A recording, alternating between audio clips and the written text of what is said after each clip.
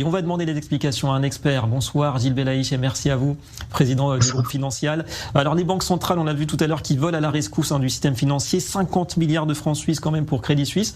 Finalement, on revient à cette formule qui nous ramène à la crise de 2008. Too big to fail, ces géants financiers si importants que leur chute pourrait en entraîner beaucoup d'autres. Ce qui justifie, vous pensez, que les deniers publics sauvent l'affaire encore une fois ? Oui, c'est en fait une bonne nouvelle pour certains et un échec incroyable pour d'autres.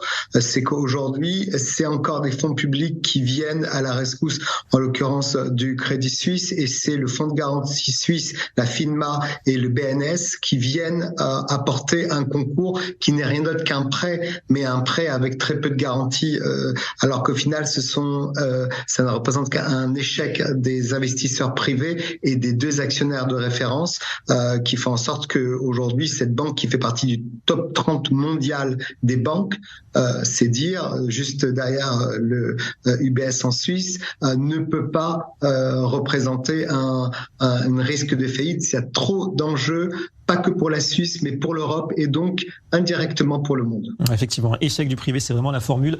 Gilles, la grande question, c'est de pouvoir se repérer un petit peu, parce qu'on sait que le Crédit Suisse, tout comme la SVB d'ailleurs en Californie, ont des modèles économiques assez particuliers. Est-ce que ça veut dire que ces cas peuvent rester vraiment relativement isolés, ou on reste quand même suspendu au risque d'une implosion du secteur bancaire en cascade, partielle peut-être ?